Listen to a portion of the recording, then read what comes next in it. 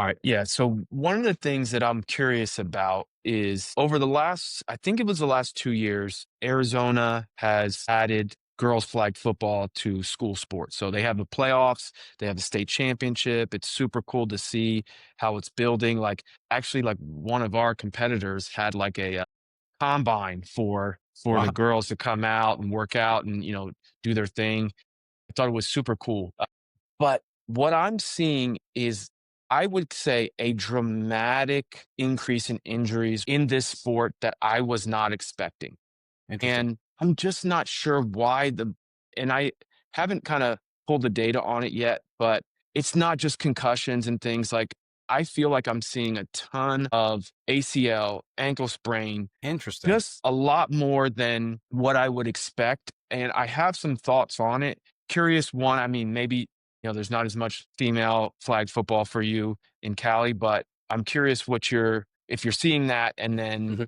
if you are, why do you think that is? I'm actually am seeing quite a bit of flag football among my female athlete population, but the injury style that they're coming to see me with is usually hand, wrist, and finger injuries. I'm not seeing Okay. a lot of lower extremity stuff. I'm seeing like nondescript finger sprains and non-serious, quickly healing small fractures of the phalanx and metacarpals, that kind of stuff, buckle fractures, wrist stuff. I'm not seeing a ton.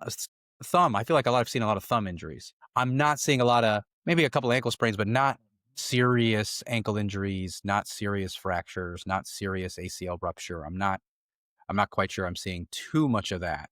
Yeah, I'm seeing quite a bit of lower extremity serious injuries, and I'm curious what you think of the theory on this, and it actually gets back to um, the one of the discussions we had about like free play and all that.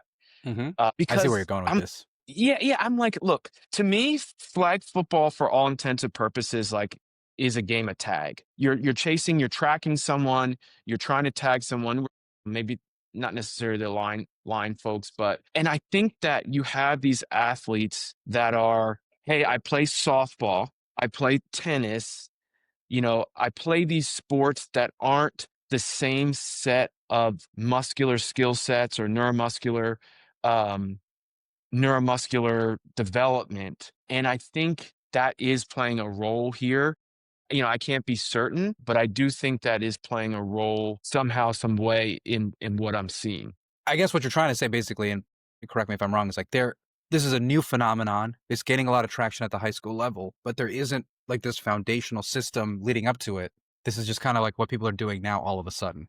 Is All of a that sudden, right? yeah. Yes. And I think why football is so beloved in the US and by young athletes is like you have different types of people who can play different positions, right? It's not all like, let's take basketball for a second, right? Like if you're barring some, specific examples, right? If you're shorter, you're at a disadvantage, right? Like the chances that you're going to go play for a long time are pretty low. I think that changes when you're at football. Like if you're a bigger, kind of maybe less athletic, not that all these people are less athletic, but like if you happen to be a bigger, less athletic, person with obesity, like you can still play football, right? Hmm. There's Yeah. a role for you out there. If you're a fast, quick, shifty person, you can still play football, right? If you're Hmm. not super fast, but you're strong, there's a position for you out there. And I think that's the what we're seeing also on the female side, right? Like Hmm. you can take someone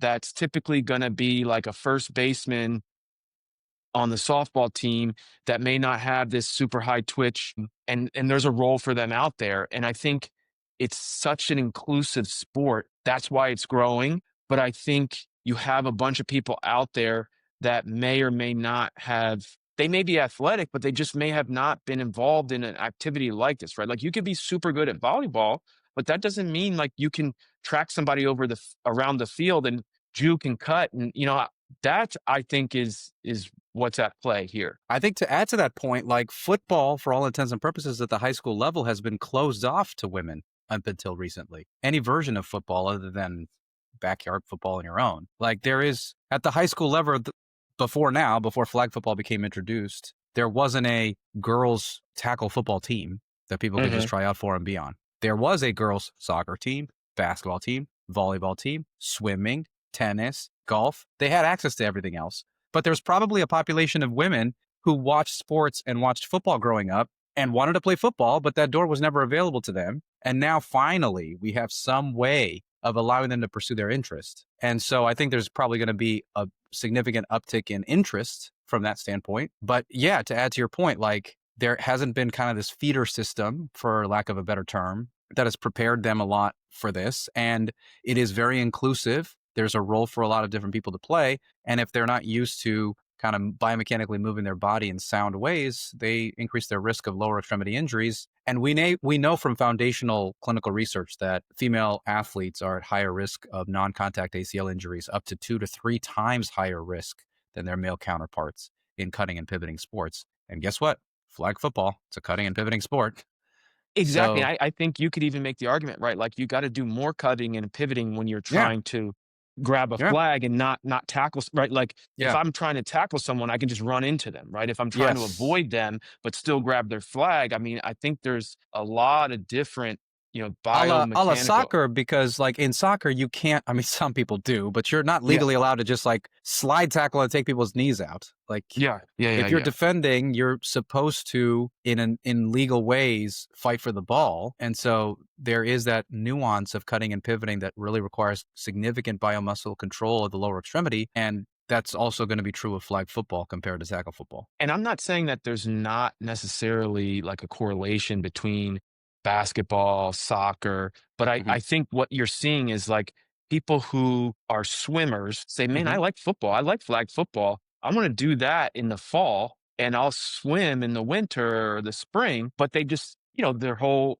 growing up, it was just swimming, swimming, swimming. Yeah, So, I'm definitely seeing like these patella dislocations, these yeah, ACLs, meniscus, a lot of things, in addition to the hand injuries. But I think we're at like a cool, not because people are getting hurt, but like we're at an interesting, better word, kind of inflection point where there's not been a situation where like a new sport was introduced. We can kind of see from the very beginning what the injury surveillance looks like. So I worry about that. And not that I want people to like train just for that particular sport, but it gets back to, hey, if we have people who are interested in multiple sports and a fundamental, and played multiple sports from a young age, they would probably be prepared to pivot into flag football and decrease risk of injury. yeah, yeah, yeah, Like if you've totally. got somebody who you said, okay, you're a swimmer at age 4 because you're good at it, that's all you're going to do until 14.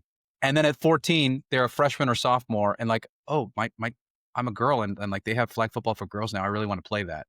But all I've done for the last 10 years is swim because everybody said I'm supposed to be a swimmer. The skills foundationally you developed in swimming from those 10 years are not going to easily translate to the flag football field. And At so all. your risk of injury is going to be high because you're not used to running and cutting and pivoting on grass or turf or whatever.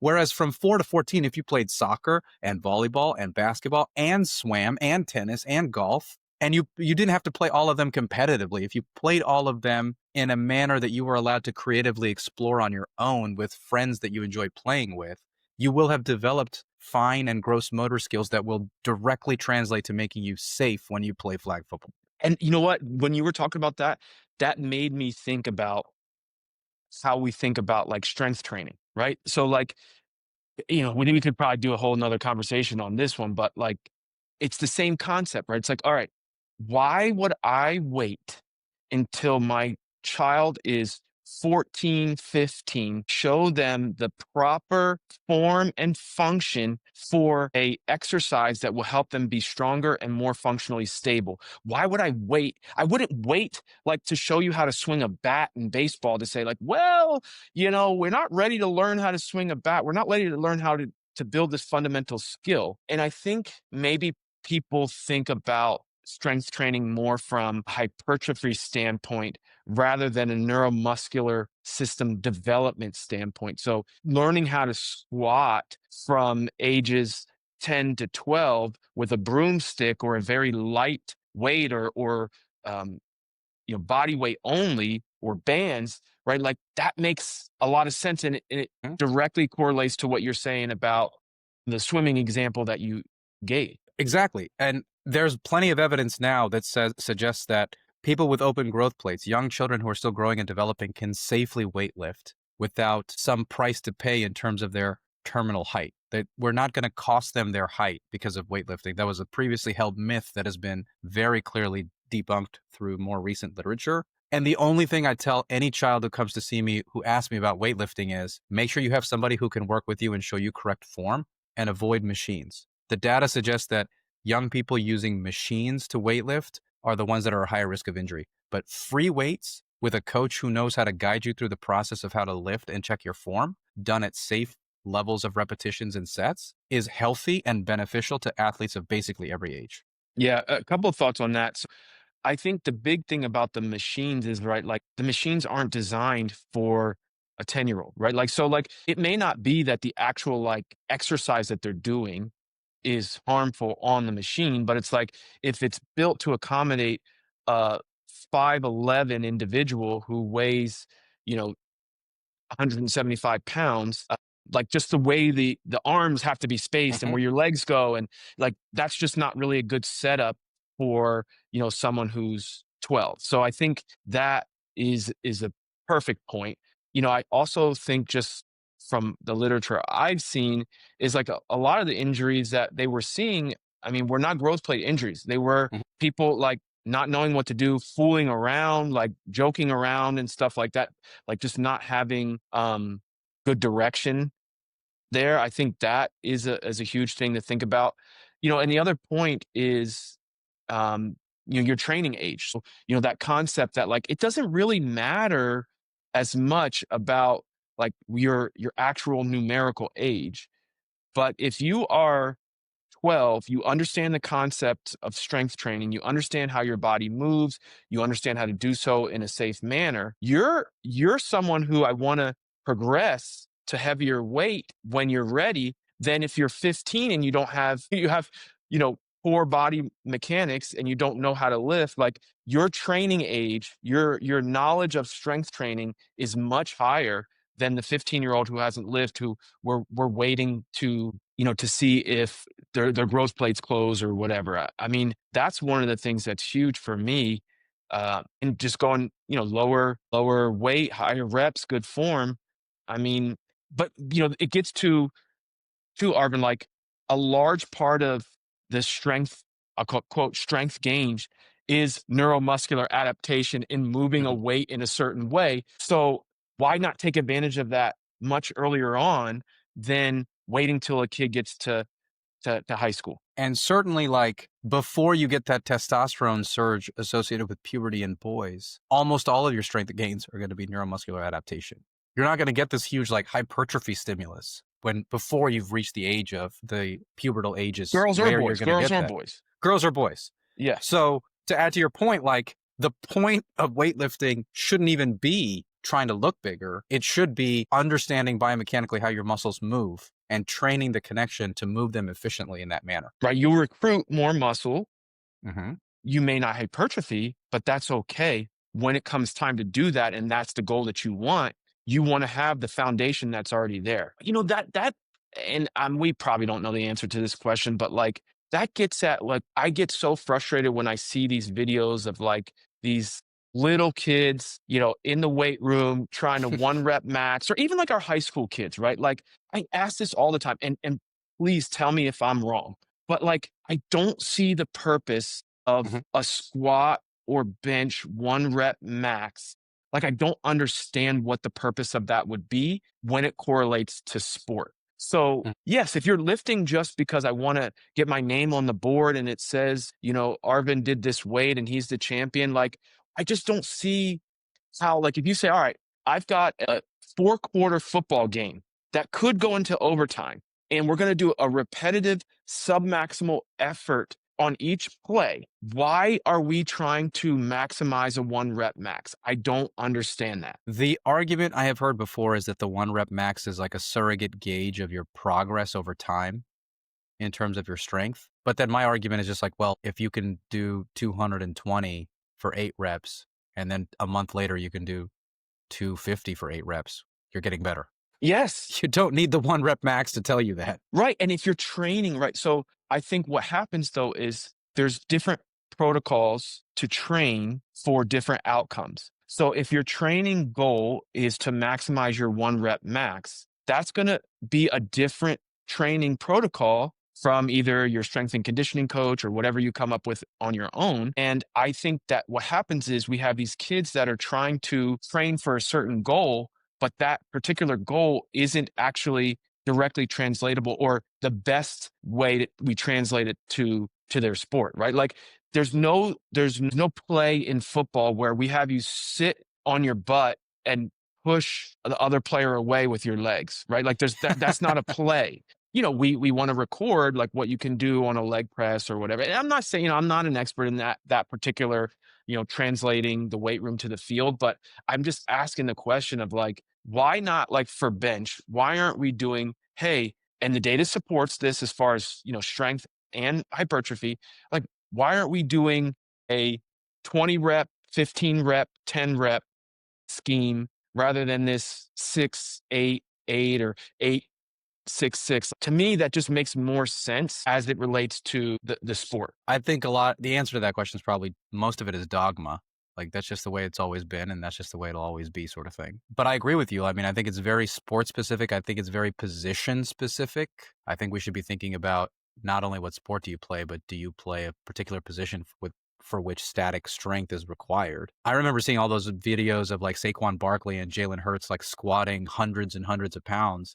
I guess at the elite level that somehow that is useful. Like it is impressive. I've got no doubt Hmm. about that. But I don't know if my quarterback for my football team needs to generate that kind of force in his lower extremities. I don't know if that directly translates to exactly what he's doing. I mean, he is a more mobile quarterback than, say, like Tom Brady or whatever. So maybe he needs that. And maybe Yeah, that's the durability factor, maybe like just pure muscle mass, like taking a hit factors into it. maybe that's part of it. And I don't want to dissuade people from challenging themselves, but I also want to be smart in the sense of like, does accomplishing that goal in the weight room actually translate to something usable for you on the field? Yeah, I mean, I tell people all the time, like, people ask me about these supplements and all this other stuff. I'm like, yeah, like, it's fine to take it, but is that going to make you a better 3-point shooter? Like, if it's Yeah. not, then like, let's look at the goal that we're trying to accomplish, with whatever we're trying to do. But I mean, I think those are just some questions to like ask yourself when